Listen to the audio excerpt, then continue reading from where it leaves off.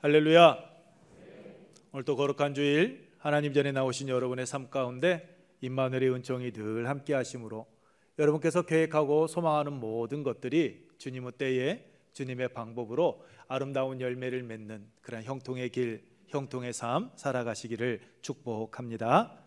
우리 옆에 계신 분들과 함께 인사하겠습니다. 행복한 애운교회 참 잘 오셨습니다. 하나님은 여러분을 사랑하십니다. 저도 여러분을 사랑합니다. 감사합니다. 과거 아메리카 인디언들은 소년들의 담력을 테스트했다라고 합니다. 그래서 그 담력을 키우기 위해서 아주 독특한 방법으로 그 아이들을 훈련을 시켰다고 합니다. 그것은 소년들에게 숲속에서 야생 동물과 함께 한 밤을 지새게 하는 것입니다. 이 훈련을 통해서 인디언들은 자신들의 그 소년들, 족장의 아이들을 그 담력을 키워갔다라고 합니다. 여러분 생각해 보십시오. 아무것도 보이지 않는 캄캄한 밤, 홀로 숲속에 있을 때 그 어린 소년들 얼마나 두려움에 떨렸겠습니까? 그런데 날이 밝아오면서 동이 터올 때 그들은 깜짝 놀란다라고 합니다. 왜냐하면 그 깊은 산 중에 자기 혼자만 있는 줄 알았는데 자기 아버지가 아주 가까운 나무 뒤에서 화살을 당긴 채 자신을 보호하기 위해서 지켜보고 있는 것을 깨닫게 되기 때문입니다. 아들 몰래 아버지는 아들에게 위험이 닥치며 언제든지 달려가 그를 구해주기 위해서 그 아들 곁에서 지켜보고 있었던 것입니다. 이사야 41장 10절 말씀을 보면 하나님께서 바벨론에서 포로 생활을 하고 있던 이스라엘 백성들에게 말씀하십니다. 두려워하지 말라, 내가 너와 함께함이니라. 놀라지 말라, 나는 내 하나님이 됨이라. 내가 너를 굳세게 하리라. 참으로 너를 도와주리라. 참으로 나의 의로운 오른손으로 너를 붙들리라 라고 말씀해 주셨습니다. 이스라엘 백성들이 두려워하지 말아야 될 이유가 무엇입니까? 내가 너희와 함께하기 때문이다 라고 말씀해 주십니다. 먼 이방 땅으로 끌려가 포로 생활을 하고 있는 이스라엘 백성들의 마음, 여러분 어떠했겠습니까? 그들은 아마도 자신들이 하나님께 버림받았다라는 그 생각 속에서 하루하루 힘들고 어려운 고난 속에서 생활을 하였을 것입니다. 그들의 삶은 낙심의 연속이었을 것입니다. 비관하며 절망 가운데 빠져 있었을 것입니다. 그런 이스라엘 백성들에게 하나님께서 말씀하십니다. 두려워하지 마, 내가 너희와 함께하고 있단다라고 말입니다. 비록 이스라엘 백성들이 하나님의 징계로 약속의 땅에서 쫓겨나 바벨론의 포로로 끌려가 있지만 그들이 그곳에서 고난을 겪고 있는 그 상황 속에서 하나님께서는 그들을 외면치 아니하시고 버리지 아니하시고 그들을 기억하고 그들과 함께하고 계신다라고 말씀해 주십니다. 변함없이 그들의 하나님이 되셔서 그들을 굳세게 하고 그들을 도와주시며 그들을 붙들어 주신다라고 말씀하고 있습니다. 그렇습니다. 하나님은 고난 중에 위기 중에 처한 당신의 택한 백성들, 자녀들과 함께 하십니다. 당신의 백성들을 결코 버리거나 외면하지 않으십니다. 위험과 환난에서 건지시며 지키시고 보호하여 주십니다. 도와주십니다. 그 하나님께서 오늘 또 지금 우리와 함께하고 계시는 줄로 믿습니다. 그러므로 여러분의 삶 가운데 어떠한 고난이 닥치더라도 두려워하지 마십시오. 당황하지 마시기 바랍니다. 전능하신 하나님께서 성령을 통하여서 오늘 여러분과 항상 함께하고 계심을 믿고 확신하며 나아가시기 바랍니다. 오늘 본문 말씀은 예수님께서 풍랑이 있는 바다에서 두려움에 떨고 있던 제자들을 구원하신 그 사건에 대해 말씀을 하고 있습니다. 예수님께서는 오병이어의 기적을 행하신 후에 제자들을 배에 태워 먼저 건너편으로 가라라고 명하셨습니다. 이곳은 마가복음 6장 45절 말씀을 보게 되면 벳세다라는 고을이었습니다. 그런데 우리가 읽지는 않았지만 34절 말씀을 보게 되면 제자들과 예수님의 게네사렛에 이르렀다라고 말씀을 하고 있습니다. 마가복음과 요한복음, 누가복음이 다 틀리네라고 생각할 수 있습니다. 그런데 여러분 그렇지 않습니다. 제자들이 벳세다를 향하여 건너가던 중에 오늘 본문 24절 말씀과 같이 갑자기 불어닥친 풍랑으로 인하여서 그들이 겟세마네 땅에 이르게 되어졌던 겁니다. 제자들은 풍랑을 만나 24절 말씀과 같이 고난을 겪었습니다. 여기서 고난은 해산의 고통을 나타낼 때 사용되어지는 바사나조다라는 단어입니다. 즉 제자들이 당한 고난이 고통을 참지 못하고 소리치는 그 산모의 고통과 비견될 만큼 정말 힘들고 어려운 생사가 걸린 그런 힘든 경험을 하고 있었다라는 것입니다. 여러분께서 자주 들어서 알고 계시는 것처럼 갈릴리 바다는 급격한 기류 변화로 인하여서 돌풍이 자주 불었습니다. 이때 예상치 못한 큰 판도가 일어나는 경우가 많았는데 제자들이 지금 그 상황에 지금 놓여 있었던 겁니다. 물결로 말미암아 고난당하더라라고 말씀하고 있듯이 쉴 새 없이 계속적으로 밀려드는 큰 물결과 생사를 건 그 힘겨운 싸움을 지금 제자들이 벌이고 있었던 겁니다. 오병이어의 기적을 경험하고 난 후 영적으로나 육적으로 충만해 있던 제자들이었습니다. 그런데 그들에게 뜻하지 못한 이 고난이 닥쳐오게 된 것입니다. 예수님을 따르기 정말 잘했다 생각하며 들떠있던 그때, 보리떡 5개와 물고기 2마리로 5,000명을 먹이셨던 그 이적을 경험하고 난 후 그 배에 올라 서로 여러 가지 담소를 나누며 정말 우리가 예수를 믿기 잘했다라고, 예수를 따르기 잘했다라고 그렇게 신나 있는 그때 그들이 여러분 죽음의 위기에 직면하고 만 것입니다. 본문에는 기록되어져 있지 않지만 요한복음 6장 14절로 15절 말씀을 보게 되면 오병이어의 기적이 일어나자 예수님을 따르던 무리들이 예수님을 메시아로 생각했다라고 말씀합니다. 그래서 예수 그리스도를 왕으로 세우기 위하여서 이곳저곳에서 웅성거리기 시작을 합니다. 이에 예수님께서는 당신을 따르던 무리들을 보내시면서 제자들과 분리시켜 놓으신 것입니다. 왜냐하면 제자들이 예수님을 따르던 그 무리들의 유혹에 빠져 넘어질 수 있었기 때문입니다. 이 유혹은 예수님께서 광야에서 시험 받으셨을 때 마귀가 예수님께 던진 질문과도 같습니다. 마태복음 4장 9절 말씀을 보면 마귀 사탄이 예수님께 말하지요. 이르되 만일 내게 엎드려 경배하면 이 모든 것을 내게 주리라. 내게 엎드려 경배하며 이 모든 것을 내게 주리라. 오병이어의 기적을 경험했던 수많은 무리들, 이분이라면 우리의 굶주린 배 충분히 해결해 줄 수 있고 로마의 압제 가운데 있는 우리를 충분히 구원해 줄 수 있는 분이다라고 그 따르던 무리들이 생각을 하고 서서히 움직이기 시작을 한 겁니다. 그래서 예수님께서는 그 군중, 그 무리의 그 달콤한 말에 제자들이 흔들리지 않도록 하기 위하여 그들을 먼저 보내셨던 겁니다. 예수님께서 홀로 남으셔서 그 무리들을 보냈던 겁니다. 제자들을 보호해주기 위해서 말입니다. 그리고 당신께서는 그 무리들을 다 떠나 보내고 난 후 23절 말씀과 같이 기도하기 위하여 산에 오르셨습니다. 예수님께서 잡히시던 날 밤 겟세마네 동산에 올라 기도하시며 하나님의 뜻을 묻고 하나님의 뜻에 순종하며 나아가셨던 것처럼 당신을 왕으로 세우려고 하는 그 수많은 무리들을 그 손을 뿌리치고 하나님의 영광을 위하여서 하나님의 뜻에 거스르는 삶을 살아가지 않기 위하여 예수님께서는 기꺼이 그 영광의 자리에서 벗어나 산에 올라 기도하셨던 겁니다. 여러분 한번 생각해 보십시오. 좋든 싫든 간에 예수님께서 명령을 하셨습니다. 건너편으로 건너가라라고. 그러면 예수님의 말씀에 순종하며 나아가는 그 자리 평안해야 되는 것 아닙니까?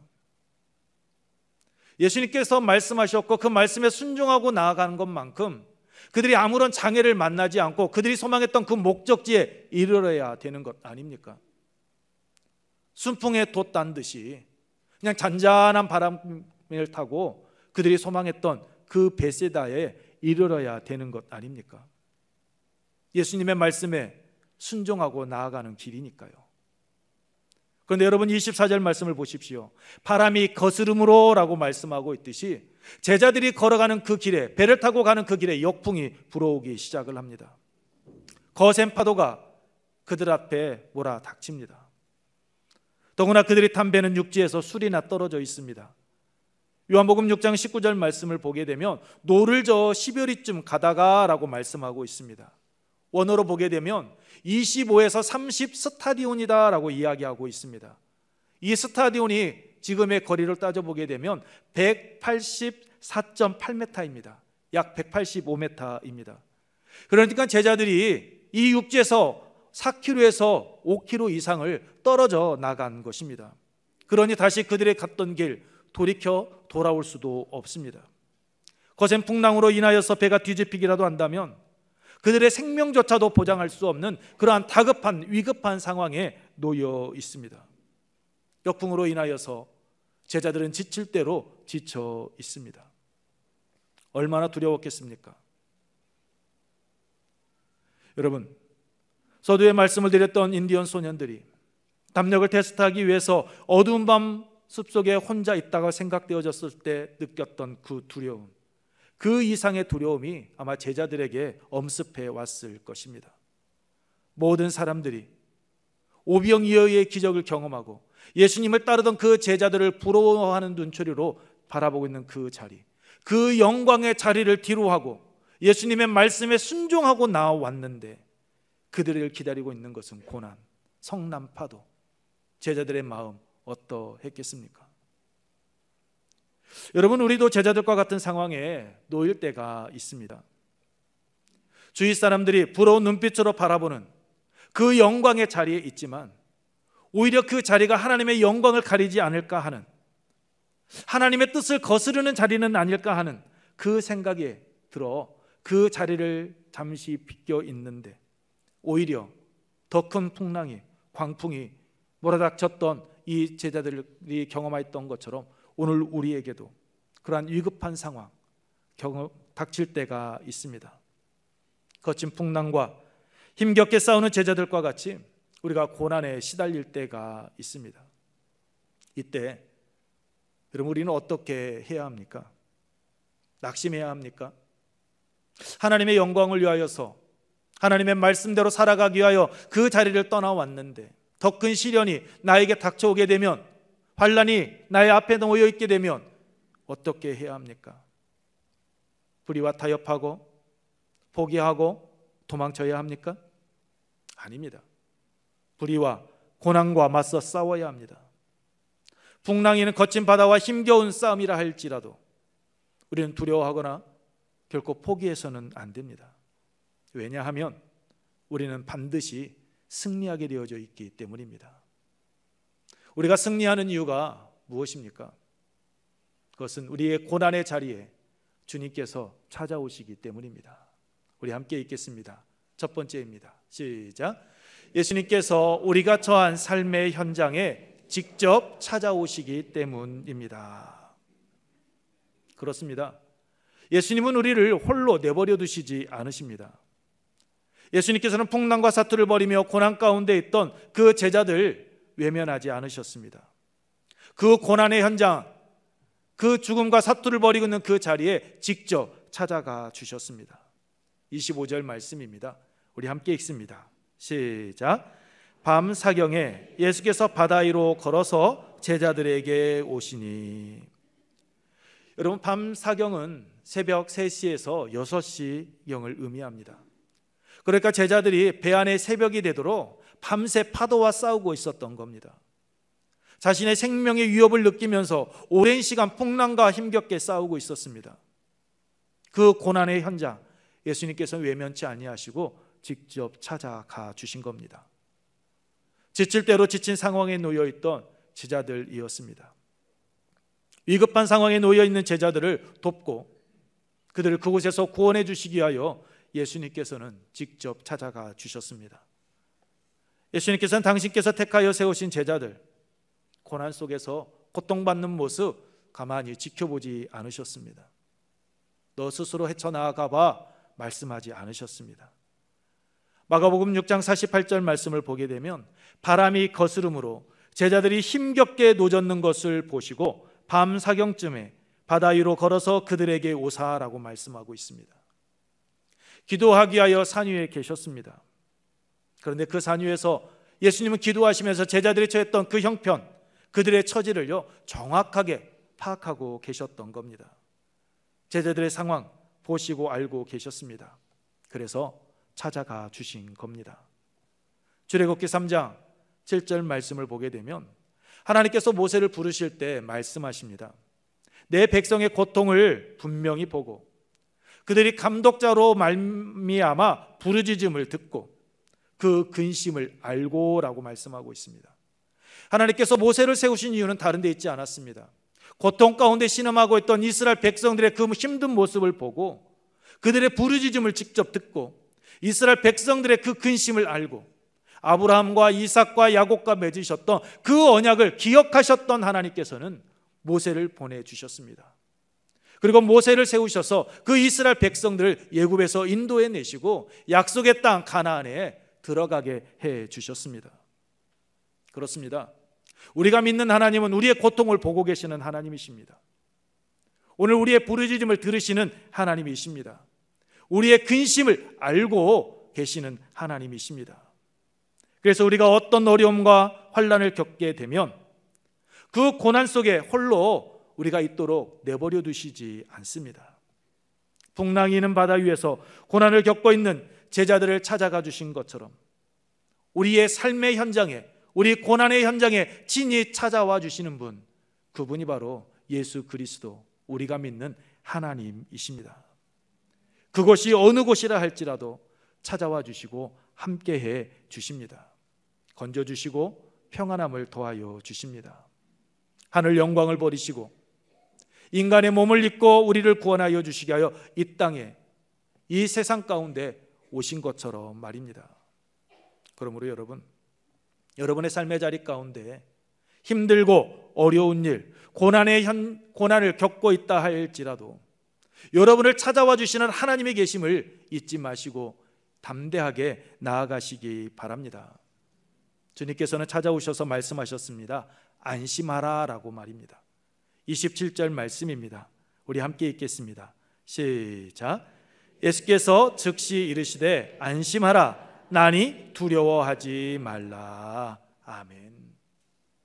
즉시 이르시되 안심하라라고 말씀하십니다. 여기서 안심하다라는 말은 여러분 용기를 갖다, 담대하다, 위로하다라는 뜻을 가지고 있습니다. 이제 그만 두려워하고 지금부터 용기를 갖고 나아가라라는 겁니다. 예수님께서 다른 말 하지 않습니다. 나니라고 말씀하십니다. 이 나니라는 말은 여러분 헬라어 예고옘이라는 단어인데 나는 나이다라는 의미입니다. 제자들이 생각하는 것과 같이 자신은 유령이 아니다라고 말씀하십니다. 예수님께서는 나다라는 말씀으로 당신의 신분을 밝혀주셨습니다. 다른 말 하지 않으셨습니다. 나니라고만 하셨습니다. 나다라고. 이유가 무엇입니까? 요한복음 10장 4절에 양은 목자의 음성을 아니라고 말씀하고 있습니다. 즉 제자들은 예수님의 음성을 알고 있다라는 겁니다. 나니라는 그 한마디로도 이분은 예수님이시구나, 귀신이 아니구나, 유령이 아니구나라는 것을 단번에 알아듣는다라는 겁니다. 여러분께서도 경험해 보셔서 아실 겁니다. 부모님께서 외출하시고 여러분 함께 있지 않았던 경험, 늦은 밤 오실 부모님은 오시지 않고 나 혼자 있을 때 여러분 어떻습니까? 마음이 평안합니까? 그렇지 않았을 겁니다. 두려웠을 겁니다. 무서웠을 것입니다. 근데 밖에서 어떠한 소리가 나면 어떻습니까? 딸그락 이런 소리만 나도 두려움이 엄습해 옵니다. 그런데 그때 엄마야, 아빠야 라고 이야기하면 어떻습니까? 그 두려움이 한순간 사라집니다. 그 엄마야, 아빠야 라는 그 말 한마디에 두려움은 사라지고 평안함이 우리에게 찾아옵니다. 목소리만 듣고서도 말입니다. 이와 같이 풍랑으로 인해 두려움에 떨고 있던 제자들은 자기들을 찾아오시고 또 바라보고 계신 분이 누구인지 아는 것만으로도, 그 목소리만으로도 그들은 평안함을 찾을 수 있었던 겁니다. 담대할 수 있었습니다. 그래서 예수님께서는 다른 말 하지 않습니다. 나니, 나다라고 말씀하신 것입니다. 이제 걱정하지 마, 이제 두려워하지 마, 이제 안심해라고 말입니다. 내가 이 풍랑 내가 지켜줄게, 두려워하지 말라라고 말씀하십니다. 예수님께서 배에 오르시자 바람이 그쳤다는 32절 말씀과 같이 예수님께서 모든 문제를 해결해 주시겠다라고 말씀해 주신 것입니다. 그렇습니다.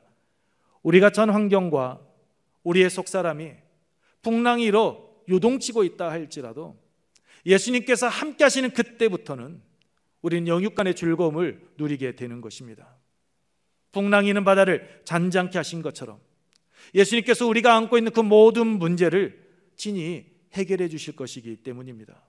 그러므로 어떤 고난 가운데 놓여 계시다 할지라도 절대로 두려워하거나 낙심하지 마십시오. 여러분의 고난의 현장에 찾아오시는 그 주님을 온전히 의지하고 바라보시기 바랍니다. 그래서 제자들과 같이 두려움이 변하여서 평안함을 누리는 여러분의 삶의 자리가 되기를 주님의 이름으로 축복합니다. 우리가 풍랑이 있는 거친 바다와 같은 그러한 상황 속에서도 두려워하지 말아야 될 두 번째 이유는 예수님께서 손을 내밀어 붙잡아 주시기 때문입니다. 우리 함께 읽습니다. 시작. 예수님께서 손을 내밀어 붙잡아 주시기 때문입니다. 여러분, 손을 내밀어 붙잡아 주셨다라는 말은 다른 말로 표현하게 되면 예수님의 그 사랑과 관심은 변함이 없다라는 의미입니다. 여러분, 예수님께서는 찾아오시는 것으로 단지 지켜보는 것으로만 그치지 않으셨습니다. 고난 가운데 어려운 환경에 놓인 베드로를 또한 그 제자들을 여러분 붙잡아 주시는 것을 보게 됩니다.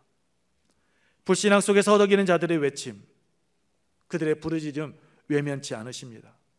응답하여 주십니다. 예수님의 음성임을 여러분 알아들은 베드로, 그는 예수님을 향하여서 요구를 합니다. 말합니다. 28절입니다. 주여, 만일 주님이시거든 나를 명하사 물 위로 오라 하소서 하니. 여러분, 베드로 대단하다라는 생각 들지 않습니까? 풍랑이 있는 바다, 그 바다 위로 걸어오시는 예수님의 그 목소리만을 듣고서도 나로 하여금 물 위로 걸어오라라고 명하여 달라라고, 그리고 그곳을 향하여 자신의 발을 내딛는 그 베드로의 모습, 여러분 정말 대단하지 않습니까? 출애굽한 이스라엘 백성들이 요단강을 건널 때 누가 먼저 앞서갔습니까? 법궤를 맨 제사장들이었습니다.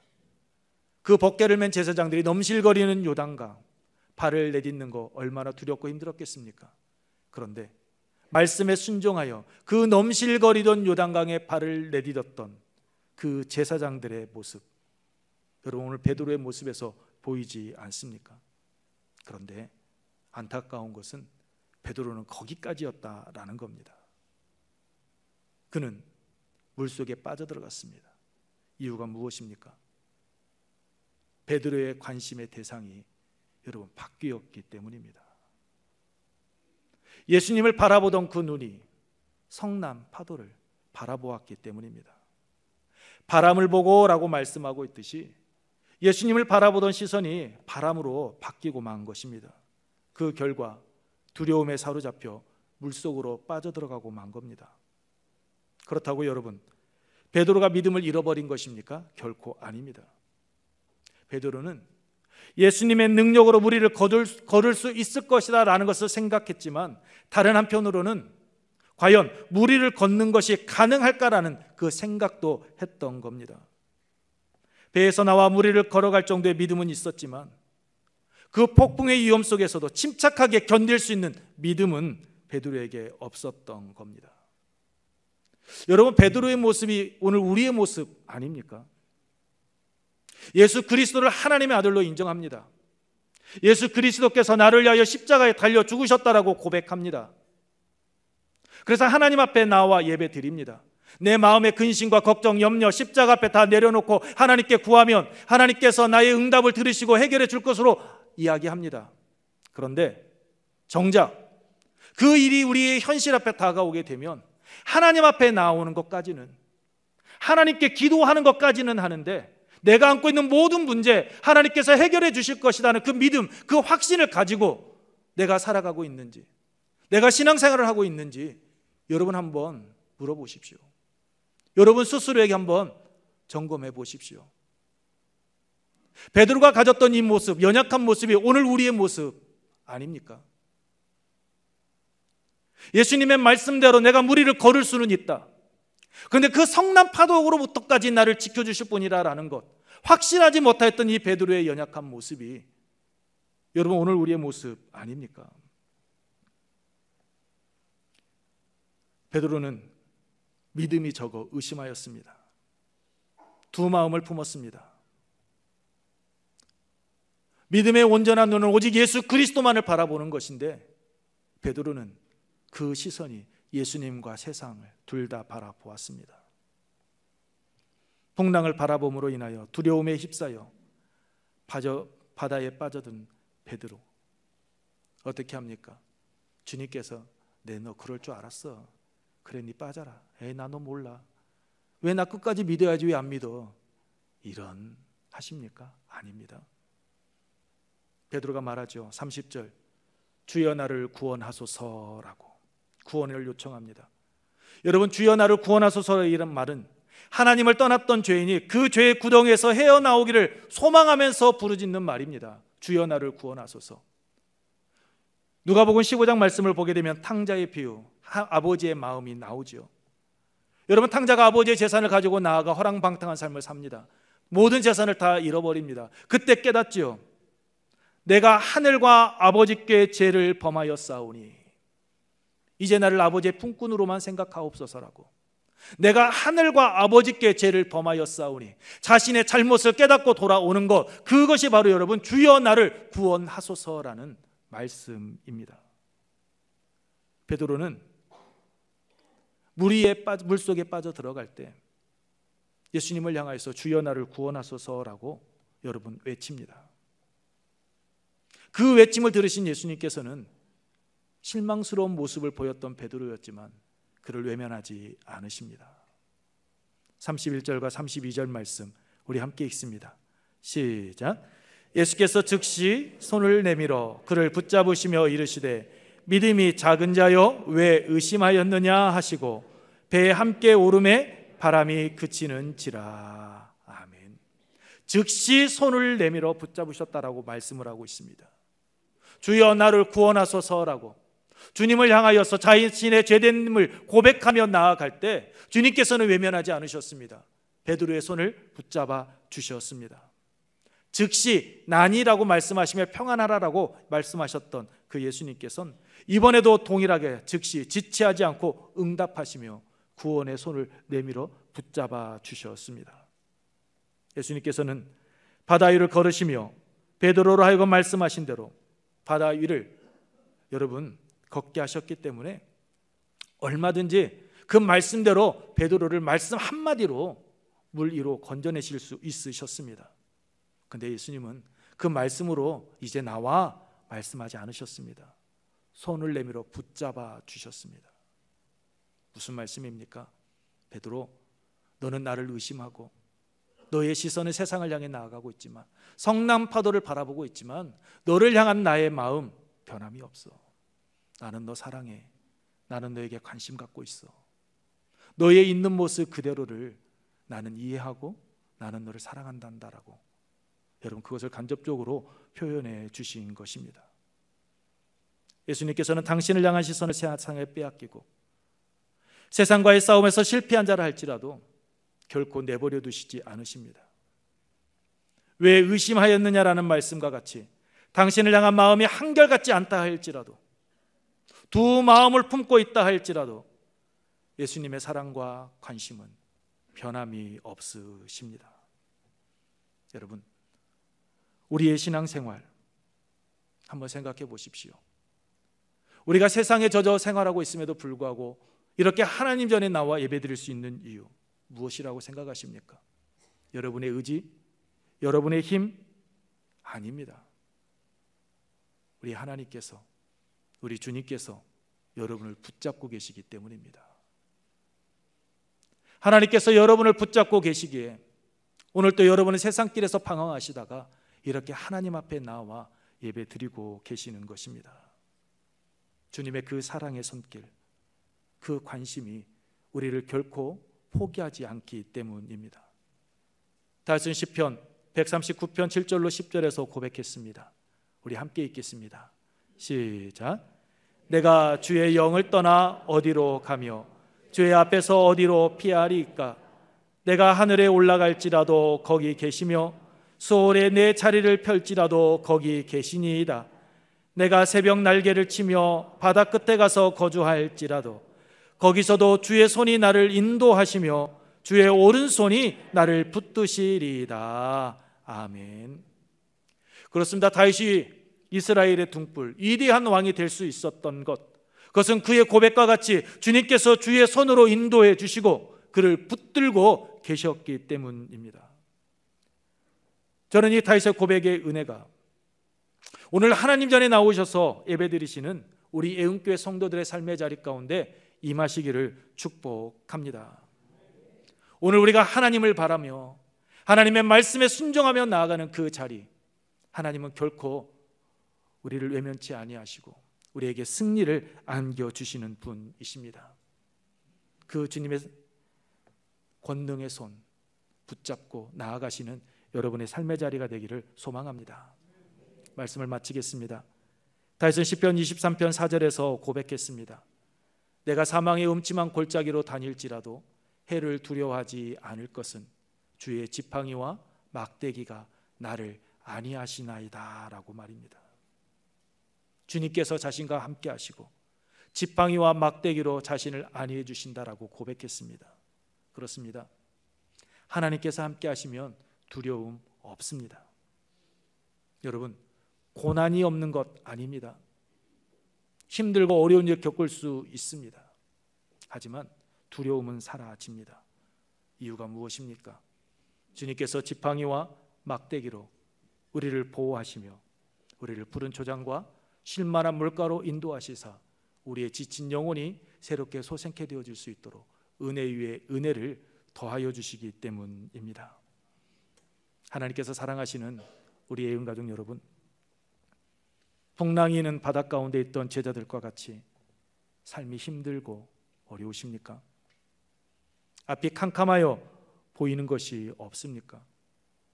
두려움의 연속, 계속 어려운 일들만 겹겹이 쌓여가고 있습니까? 주님께서 두려움에 떨고 있던 제자들을 찾아가 주신 것처럼 여러분의 삶의 자리에 찾아가 주실 것입니다. 아니, 이미 찾아가 주셨고 함께하고 계십니다.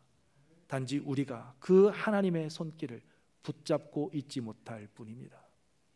여러분을 향하여 손을 내미시는, 여러분을 붙잡고 계시는 그 하나님의 능력을 의심하지 마시기 바랍니다. 안심하라, 나니 두려워하지 말라. 우리와 함께하고 계시는 약속의 말씀입니다. 그러므로 여러분의 삶의 자리 가운데에서 어떠한 상황에 놓인다 할지라도 결코 낙심치 마시고 여러분을 찾아오셔서 함께 하시며 사랑과 관심으로 소문을 내밀어 붙잡아 주시는 그 주님으로부터 시선을 떼지 말고 오직 주님만 바라보고 나아가 승리하시는 우리의 은혜 가족들 여러분 모두가 되기를 주님의 이름으로 축복합니다.